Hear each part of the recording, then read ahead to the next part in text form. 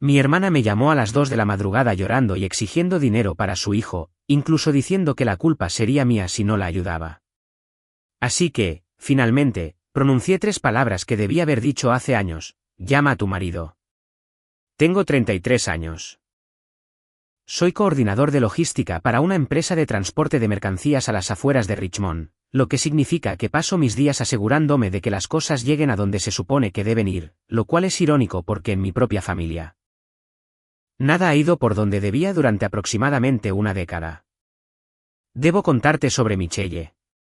Ella es mi hermana mayor, tiene 37 años.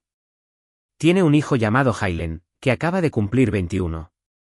Ella trabaja a tiempo parcial en una consulta dental haciendo facturación, o lo hacía, o lo hace.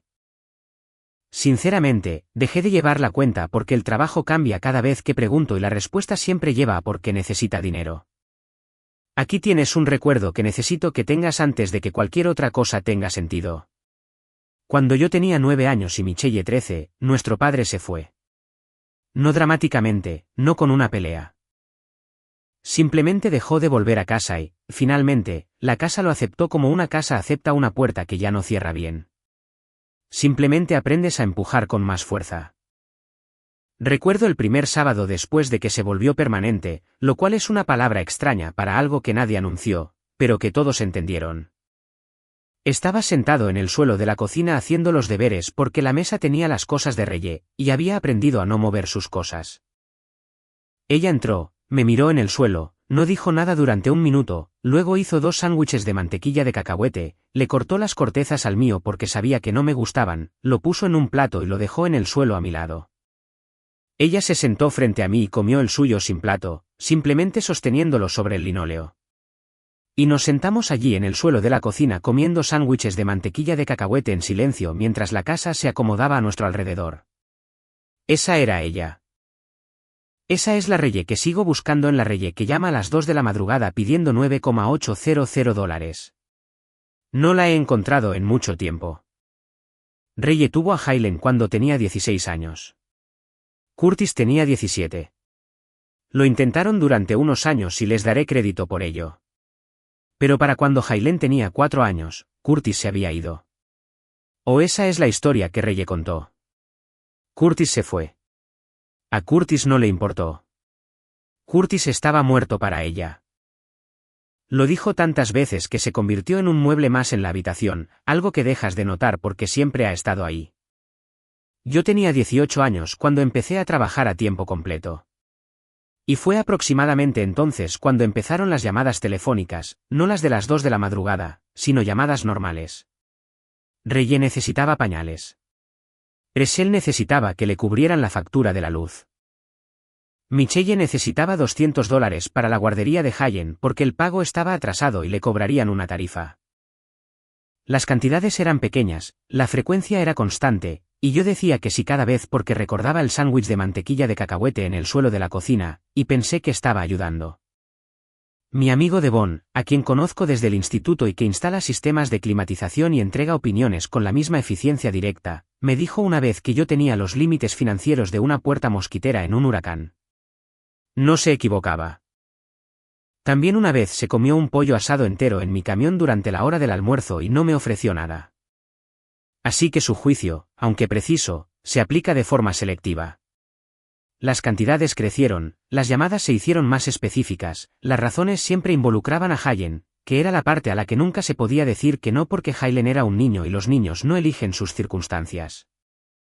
Y yo seguía viéndome en ese suelo de la cocina con los deberes y sin mesa. Permítanme darles números porque los números importan. Entre 2017 y 2024, le di dinero a Michelle 14 veces que puedo verificar. $400 para material escolar de Haylen en 2017. $1,200 para una reparación de coche en 2018. $800 para ayuda con el alquiler en 2019. $3,200 para un depósito de un apartamento que ella dijo que era para ella y Haylen en 2020. $600 para el campamento de baloncesto de Haylen. $2,500 para su endodoncia en 2021. $1,800 para el portátil de Haylen porque lo necesitaba para la escuela. $900 para su factura de teléfono que de alguna manera se había acumulado. $4,500 para lo que ella llamó impuestos atrasados. $2,200 para el seguro de coche de Hayen. $1,500 que pidió prestados para una oportunidad. Nunca especificó la oportunidad. No pregunté. Otros $2,000 para el depósito de matrícula de Haylem en 2023 y varias cantidades pequeñas, de $50 y $100, que dejé de contar. El total en efectivo de mi cuenta a Reye durante 7 años, $43,600. Sé ese número porque revisé mis extractos bancarios después de que Curtis llamó. Me senté en la mesa de mi cocina a las 6 de la mañana con un café que había hecho pero no había tocado. Y me desplacé por años de transferencias, y cada una tenía una fecha y una razón. Y las razones sonaban reales en ese momento, y ahora sonaban como un guión. Eran un guión, literalmente. Pero me estoy adelantando de nuevo. Volvamos a las 2 de la madrugada, sonó el teléfono. Michelle. Estaba en la cama. La habitación estaba oscura excepto por la pantalla del teléfono y los números verdes del reloj del microondas en la cocina que puedo ver desde mi cama porque mi apartamento es pequeño y la puerta del dormitorio no cierra del todo, lo cual es una metáfora en sí misma, pero lo dejaré. Contesté. Estaba llorando. No ese llanto lento que se acumula, sino el que ya está a todo volumen cuando coges el teléfono, como si el llanto hubiera comenzado antes de que el teléfono sonara y el sonido fuera solo el llanto buscando una audiencia. Marcus, es Haylem. Lo van a echar. Necesito $9,800 esta noche. Ahora mismo, si no lo tengo por la mañana, la culpa es tuya.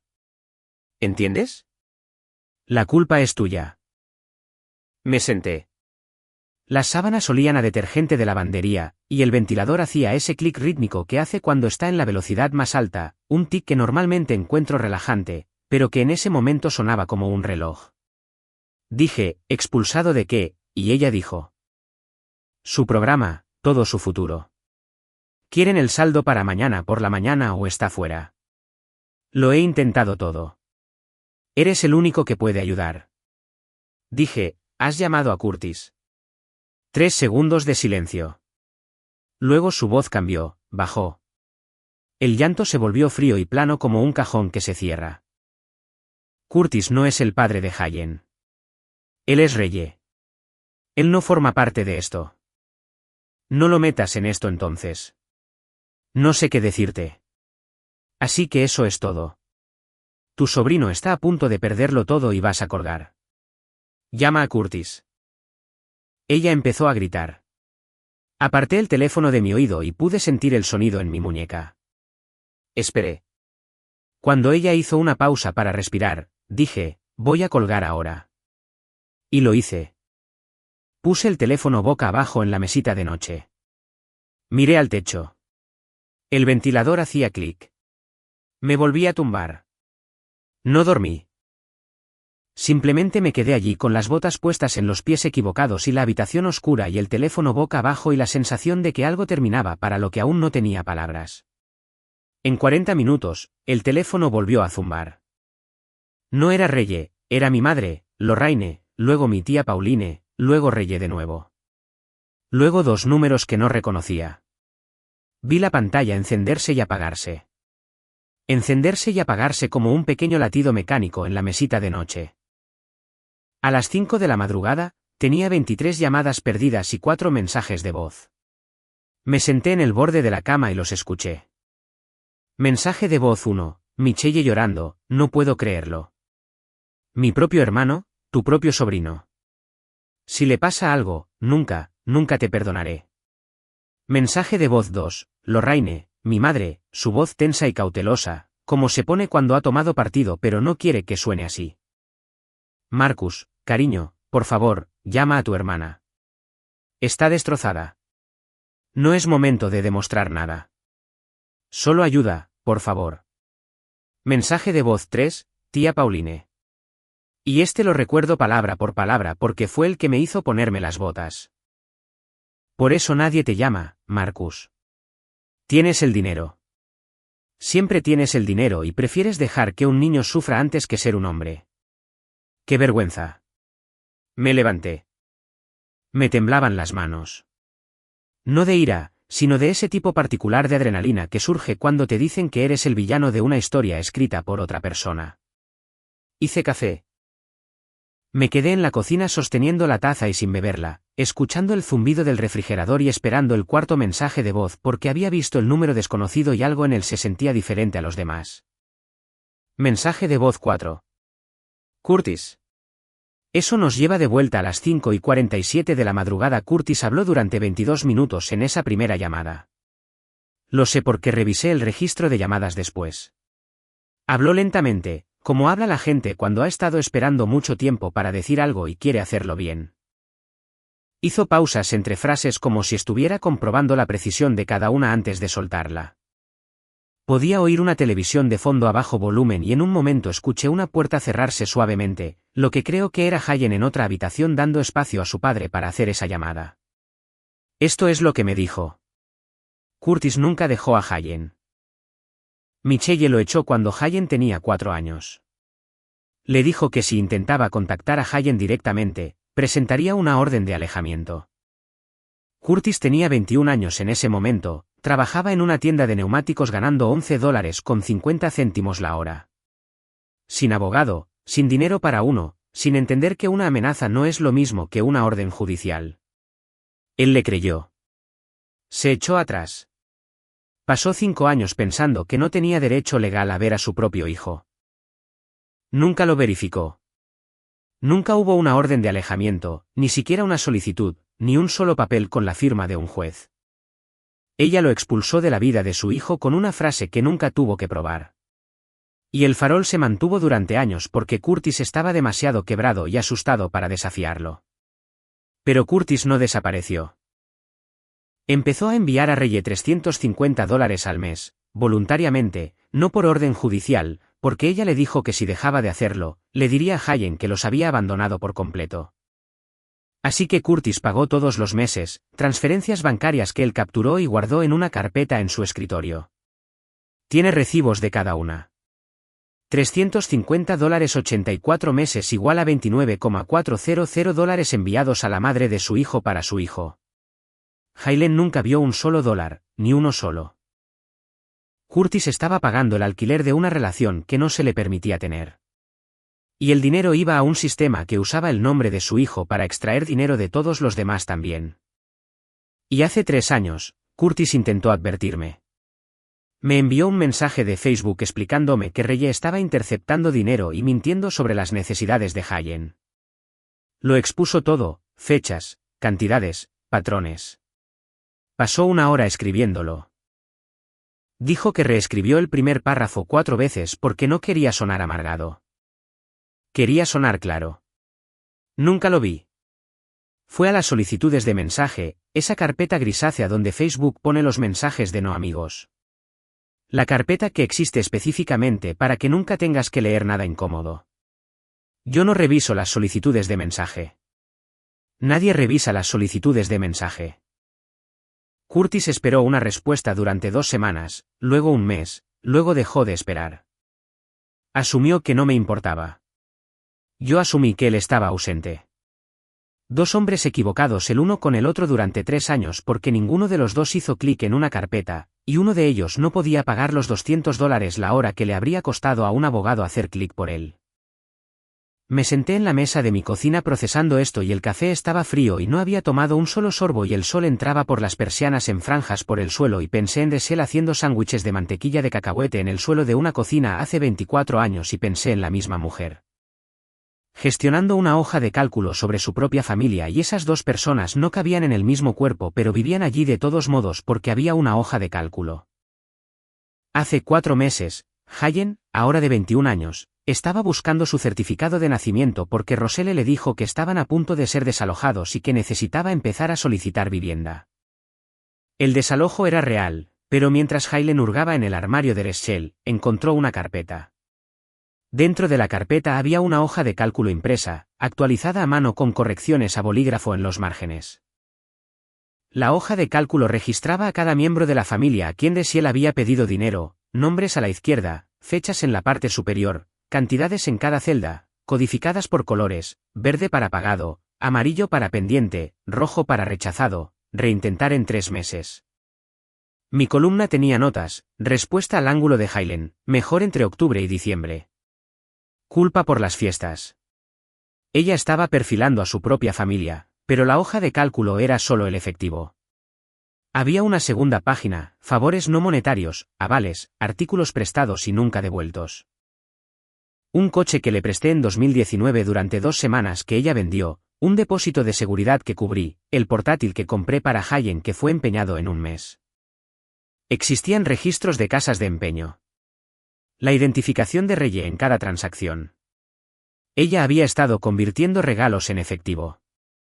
La cadena de oro de mi abuela, un juego de herramientas que le di a Hailen por su cumpleaños número 18, todo empeñado, todo a nombre de Reye. Total real extraído solo de mí, en efectivo y no en efectivo, más de $71,000 en 7 años. Pero lo que hizo que Hailen se fuera no fue la hoja de cálculo. Fue lo que encontró debajo. Una pila de cartas sin abrir de Curtis, tarjetas de cumpleaños, tarjetas de Navidad. Una todavía tenía un billete de $100 dentro del sobresellado, algunas de hace 5 años. Curtis le había estado escribiendo a su hijo cada año. Hayen nunca recibió una sola. Michelle las guardó en una carpeta en su armario como prueba de un crimen que cometió contra el corazón de su propio hijo. Hayen sostuvo una tarjeta de cumpleaños sellada de su padre y algo le pasó por dentro de lo que me habló más tarde en una carta de 3 páginas manuscritas. Y la frase que se me queda grabada es esta: pensé que habías dejado de venir por mi culpa. Ella me dejó creer eso. Empacó una maleta a las 3 de la madrugada. Fue a casa de Curtis, un hombre con quien no había hablado en años porque literalmente no tenía a nadie más. Y Curtis abrió la puerta. Sin preguntas, sin condiciones, simplemente la abrió. En 4 meses, Hayen obtuvo su certificación BAC. Trabaja a tiempo parcial en una empresa de suministros ganando $17 la hora. Está estudiando para su examen de oficial usando un libro de texto que compró usado por $34 con un rotulador que se está quedando sin tinta. Le paga a Curtis $300 al mes de alquiler. Curtis no se lo pidió. Curtis intentó negarse. Hayen insistió. Dijo: necesito pagar por donde vivo.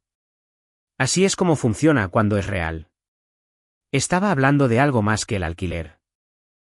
Y durante 2 años antes de irse, mientras aún vivía bajo el techo de Michelle, comiendo comida comprada con dinero que ella extraía de otras personas, durmiendo en una habitación de una casa que estaba perdiendo.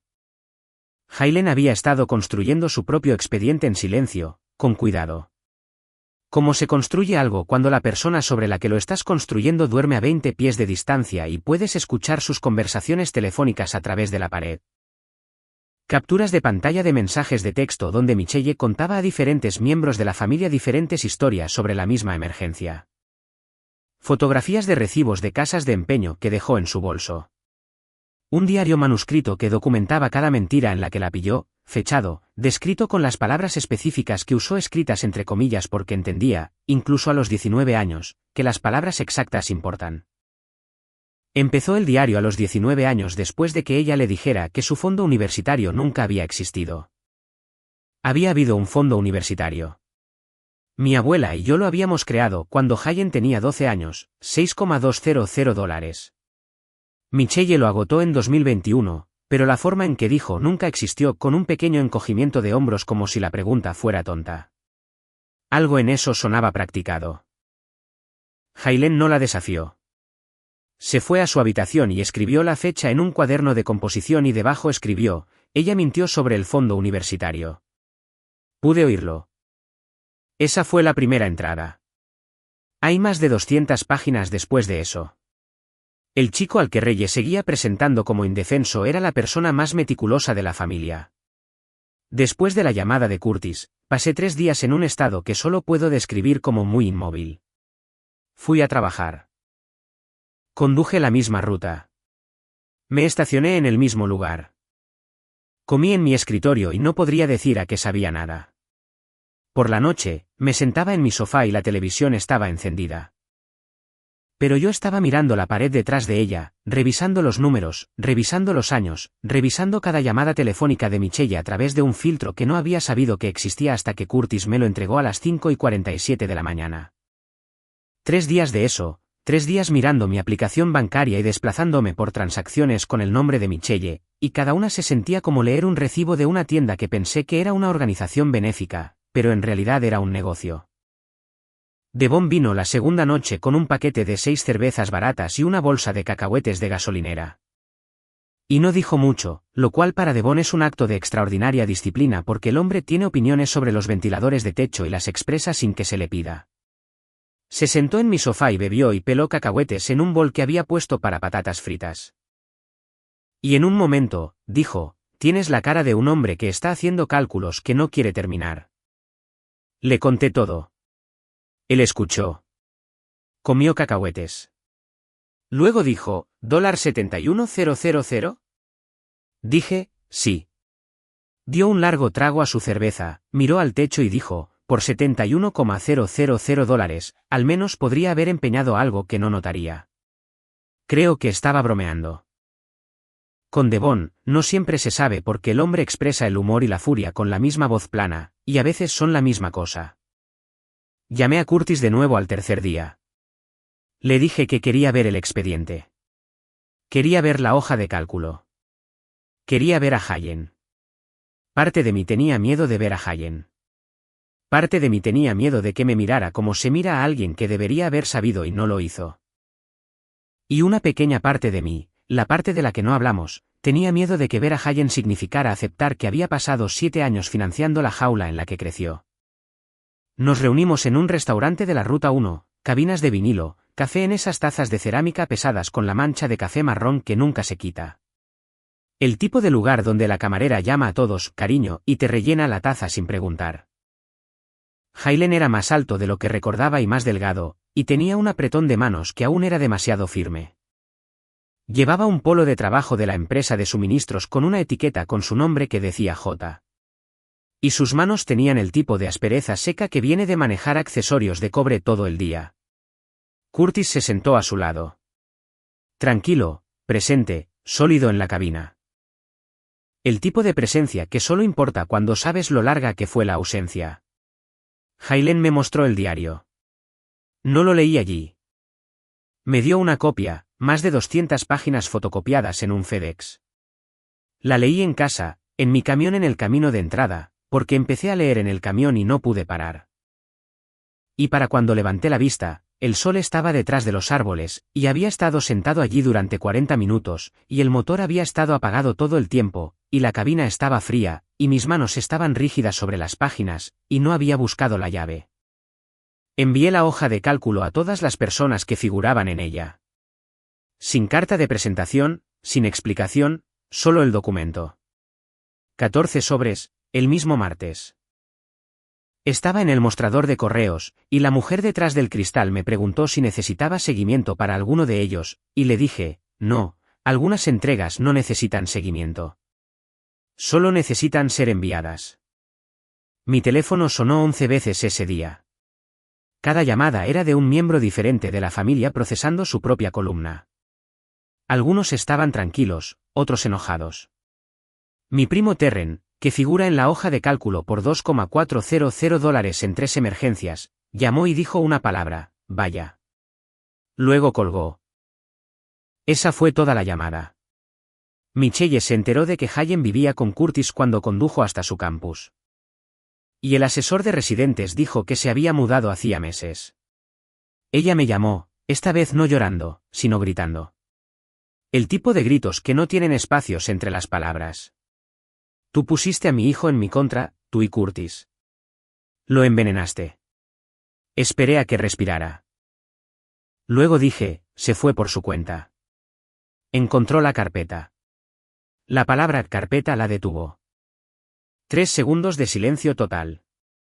No el silencio de alguien pensando, sino el silencio de alguien siendo atrapado. Ella sabía exactamente qué carpeta. Sabía exactamente lo que había en ella. Y en esos 3 segundos, calculó que yo también lo sabía. Luego colgó. Ella se duplicó. En 48 horas, me llamó egoísta a todos los miembros de la familia que quisieron escuchar. Llamó a Curtis un inútil que le estaba lavando el cerebro a Hayen. Le dijo a Helen que volvería arrastrándose cuando Curtis se aburriera de jugar a ser padre. Inició un chat grupal con la familia extendida llamándome manipulador que estaba envenenando a Hayen contra su propia madre por llamar la atención. Cada mensaje de texto fue capturado por alguien y reenviado a mí. Ella estaba construyendo un caso contra sí misma con cada mensaje que enviaba, pero no podía parar porque parar significaría sentarse en silencio con lo que había hecho. Y Reye nunca ha sido capaz de sentarse en silencio con nada. Luego intentó algo nuevo. Le dijo a la familia que le debía $5,000 de hacía años. Dijo que me los había prestado en 2020 y que nunca los había devuelto. Tenía una captura de pantalla de Venmo para probarlo. La envió a todos. La captura de pantalla mostraba una transferencia de $5,000 de su cuenta a la mía con fecha de marzo de 2020 con una nota que decía, préstamo para Marcus. Lo devolverá. Yo saqué mis registros bancarios reales, cada extracto de 2020, cada transacción. Nunca existió tal transferencia. Ni de Venmo, ni de ninguna fuente. Los $5,000 nunca sucedieron. Devon, a quien le había mostrado la captura de pantalla, la miró durante unos 30 segundos y dijo, la fuente de la fecha es incorrecta. Ella usó Calibri. Venmo usa Helvética. Nadie usa Calibri para el fraude. Ten un poco de amor propio. No creo que estuviera bromeando. Con Devon, la línea entre el análisis forense y el insulto personal es tan fina como la hoja de una navaja, y él la cruza a diario. Envié mis registros bancarios al mismo chat grupal familiar que Rey había estado usando para hacer campaña en mi contra. Sin comentarios, solo los extractos. El mes en que ella afirmó que ocurrió la transferencia. Limpio, vacío de su dinero. La captura de pantalla falsa junto a los registros reales fue el último muro. Cada persona que todavía le daba a Michelle el beneficio de la duda la vio fabricar pruebas en tiempo real. No solo mintió sobre el dinero. Fabricó pruebas. Y una vez que fabricas pruebas, cada afirmación anterior se vuelve sospechosa. Cada emergencia, cada cantidad de dinero, cada lágrima. La tía Pauline, la mujer que me llamó desalmado a las 2 de la madrugada. La mujer que me dijo, por eso nadie te llama, publicó en el chat grupal familiar 3 días después de que la captura de pantalla falsa fuera expuesta. Escribió, le he dado a Michelle $18,000 en 4 años. Estoy atrasada en los pagos de mi propio coche por eso. He terminado.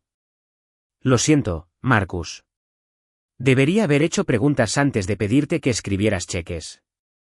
Pauline me llamó esa noche. No estaba enojada conmigo. Estaba enojada consigo misma. Dijo que le había estado dando dinero a Michelle cada vez que Reye llamaba con una emergencia sobre Hayen de la misma manera que yo. La misma urgencia, la misma culpa, la misma frase, si no ayudas, la culpa es tuya. Pauline nunca lo había sumado. Había tratado cada solicitud como algo puntual. Cuando finalmente sacó sus extractos bancarios y sumó la columna, se sentó en la mesa de su cocina y se llevó la cara a las manos y se quedó allí un rato. Me dijo que llevaba 3 meses atrasada en el pago de su coche, que su puntuación de crédito había bajado 80 puntos, que se había saltado su propio trabajo dental 2 veces porque no tenía el dinero. El dinero estaba con Michelle. Reye, quien la noche que me llamó llorando por $9,800, tenía $14,300 en una segunda cuenta bancaria que nadie conocía. Ese número vino de Hayen. Mientras vivía con Curtis, él había ayudado a obtener algunos de los registros financieros de Reye para el papeleo de custodia, registros que ella había dejado accesibles en una cuenta compartida de iCloud familiar de la que había olvidado cerrar sesión. La segunda cuenta bancaria estaba en una cooperativa de crédito. Tenía $14,300 la noche que Reye me llamó a las 2 de la madrugada. Ella tenía el dinero. Tenía casi $5,000 más de lo que me pedía. Simplemente prefería gastar el mío. Parte de mí quería enfadarse por ese número. Parte de mí quería que fuera lo que finalmente lo hiciera todo limpio y simple. Pura rabia, pura traición, puro blanco y negro. Pero una pequeña parte de mí, la parte que recuerda los sándwiches de mantequilla de cacahuete en el suelo de una cocina, seguía pensando, ella tenía el dinero y aún así llamó. Lo que significa que las llamadas nunca fueron realmente sobre dinero. Eran sobre otra cosa. Control tal vez, o conexión, o la única forma que sabía de asegurarse de que la gente contestara el teléfono. No lo sé. No soy su terapeuta, pero ese pensamiento me sigue como un perro que no adopté. Y entonces mi madre llamó. No a Rachel. A mí. Lorraine no se disculpó de inmediato. Respiró por el teléfono durante unos 10 segundos. Y pude oír su cocina de fondo. El mismo reloj que ha estado en la pared desde que era niño, el que hace un tic más fuerte de lo que debería. Ella dijo, creo que la hice peor al facilitarle las cosas. Luego dijo, lo sé desde hace unos 2 años. Encontré un extracto de tarjeta de crédito en su casa que no coincidía con nada de lo que me había dicho. Debería haber dicho algo. No lo hice porque decir algo significaba admitir. No terminó la frase. No necesitaba hacerlo. Entonces preguntó si podía ver a Hayen. Esa fue su elección. No proteger a Reye, no manejar la situación. Ella eligió al nieto. No fue dramático. Fue una llamada telefónica tranquila un miércoles por la mañana, pero reorganizó a toda la familia. Curtis había sugerido una reunión familiar antes de todo esto. Lugar neutral. Yo, Curtis, Hailen, Lorraine y Reye. Un restaurante con cabinas de vinilo y café que viene en esas tazas de cerámica pesadas que nunca se limpian del todo. Michelle vino. Le daré ese mérito. Se sentó en la cabina con los brazos cruzados y la mandíbula apretada y parecía más pequeña de lo que recordaba, lo que podría haber sido la cabina o podría haber sido el contexto. Hailen no presentó la hoja de cálculo. Presentó su diario, su propio archivo, el que construyó durante 2 años dentro de su casa mientras ella dormía. Abrió el cuaderno de composición y leyó las entradas en voz alta. Fechas y citas. Cosas que Reye le había dicho a él en privado sobre cada persona en esa mesa, pensando que nunca las repetiría. Lo que dijo sobre la cocina de Lorraine para obtener simpatía. Lo que dijo sobre Curtis siendo inútil para evitar que Hailen hiciera preguntas. Lo que dijo sobre mí. Tu tío cree que es mejor que nosotros porque tiene una cuenta de ahorros. No es mejor. Solo tiene miedo de gastar. La voz de Hailen no tembló. Sus manos sí. Sostuvo el cuaderno con ambas manos y sus dedos estaban blancos en los nudillos y leyó constantemente como un estudiante dando un informe sobre algo que le sucedió a otra persona. Excepto que le pasó a él y todos en la habitación lo sabían. Michelle escuchó durante unos 4 minutos. Luego se levantó y dijo, esto es ridículo. Todos se están confabulando contra mí. Miró a Hayen. Cuando Curtis se canse de ti, no vuelvas a casa. Hailen cerró el cuaderno. Dijo, ya estoy en casa. Reye se fue. La campanilla de la puerta del restaurante sonó una vez. Lorraine estaba llorando en silencio en una servilleta. Curtis miraba la mesa. Yo sostenía mi taza de café y estaba vacía y llevaba vacía 20 minutos y la sostenía porque no sabía qué hacer con mis manos. Sin el flujo de dinero, Reye no podía cubrir la hipoteca que ya tenía atrasada. El desalojo por el que Hayen había estado buscando su certificado de nacimiento realmente se concretó. La casa donde crió a Hailen, la casa por la que ayudé a pagar un adelanto hace 6 años por $1,500 que está en la hoja de cálculo en verde porque ella lo contó como pagado, fue al banco. Se mudó con un compañero de trabajo de la clínica dental. Pasé en coche por la casa una vez, unas 3 semanas después. El césped ya empezaba a estropearse. Dientes de león en la entrada, una caja de seguridad en la puerta, un cartel de la inmobiliaria inclinado en el jardín como si estuviera cansado de estar de pie. Curtis solicitó un reconocimiento formal de custodia, no para quitarle nada a Michelle. Hayen tenía 21 años, así que no se trataba de custodia en el sentido tradicional. Se trataba de que vivía con su padre. La solicitud se llevó a cabo sin objeción porque Michelle no se presentó a la audiencia. La secretaria la llamó 2 veces por su nombre en el pasillo fuera de la sala del tribunal. Silencio ambas veces. Haylen me dijo más tarde que Curtis se sentó en el pasillo del tribunal después y no dijo nada durante unos 5 minutos. Simplemente se sentó en un banco de madera con las manos en las rodillas. Haylen se sentó a su lado. El pasillo olía a cera para pisos y a café viejo de una máquina expendedora cerca de los ascensores. Ninguno de los dos habló. Luego Curtis dijo, ¿quieres ir a almorzar? Y Haylen dijo, sí. Ese fue todo el momento. 8 años de separación resueltos en un pasillo. Un silencio y una pregunta sobre el almuerzo. Recibí la carta de Haylen por correo aproximadamente una semana después de la reunión en el restaurante. 3 páginas manuscritas en un sobre blanco liso sin remitente. Solo mi nombre y el número de mi apartamento en letras claras y cuidadosas. Se disculpó por cada emergencia que usó su nombre. Enumeró todas las que conocía, numeradas, que se remontaban a 2018. Algunas las reconocí, algunas las había olvidado. Algunas no las conocía porque habían sido dirigidas a otros miembros de la familia usando el mismo guión con diferentes cantidades de dinero. La letra se hizo más pequeña cerca de la parte inferior de la segunda página, como si se estuviera quedando sin espacio o sin coraje, o quizás ambas cosas a la vez.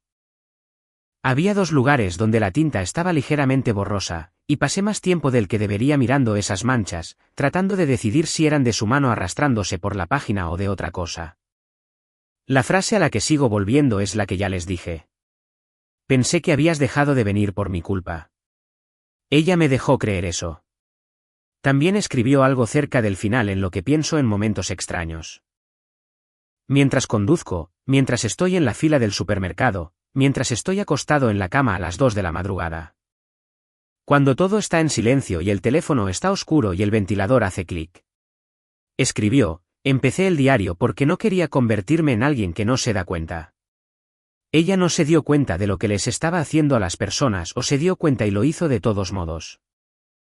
De cualquier manera, no quería eso. Quería ver las cosas claramente, incluso cuando ver claramente significaba ver a mi propia madre claramente. Y quiero que sepan que esa fue la parte más difícil. Esa carta está ahora en mi nevera. Un imán de pizzería justo al lado de la factura de la luz y un cupón para cambios de aceite que expiró hace 2 meses. No la voy a enmarcar. No la voy a tirar. Simplemente vive allí en la cocina donde le da la luz por la mañana cuando estoy haciendo café. 2 meses después de todo, un sábado por la tarde sin nada particular que hacer, me detuve en una ferretería porque necesitaba arandelas para un grifo que goteaba en mi baño. Pasillo 7. Giré la esquina con una bolsa de plástico de arandelas en la mano y allí estaban. Curtis y Haylen de pie frente a la exhibición de herramientas eléctricas. Haylen sostenía un taladro Milwaukee, dándole la vuelta en sus manos, comprobando el peso y el agarre. La forma en que se comprueba una herramienta cuando se ha aprendido recientemente que el peso importa. Curtis señalaba un DeWalt en el estante y decía algo sobre el par que no pude escuchar bien desde 20 pies de distancia. Haylen negó con la cabeza. Curtis señaló de nuevo con más énfasis. Haylen le respondió algo y Curtis levantó las manos en el gesto universal de bien. Tu dinero, tu elección. No me vieron. Me quedé al final del pasillo sosteniendo mi bolsa de arandelas y viendo a un padre y un hijo discutir sobre marcas de taladros. El tipo de discusión que no importa en absoluto. El tipo que significa que todo está bien. El tipo que significa que las personas que la tienen suficiente tiempo ordinario juntos como para poder desperdiciar parte de él en DeWalt versus Milwaukee. Las luces fluorescentes zumbaban en lo alto y alguien en el pasillo de al lado le preguntaba a un empleado sobre los precios de la madera y la tienda olía a serrín, goma y aceite de máquina. Y me quedé allí alrededor de 1 minuto, tal vez más, y sentí algo para lo que no tengo una palabra clara. No felicidad, no tristeza, algo en el medio que tiene que ver con ver a 2 personas encontrarse después de que alguien pasó años asegurándose de que no pudieran. Luego caminé hasta la caja y pagué mis arandelas y volví a casa. Curtis se equivocaba con lo del taladro, pero ese no es el tipo de error que te cuesta tú.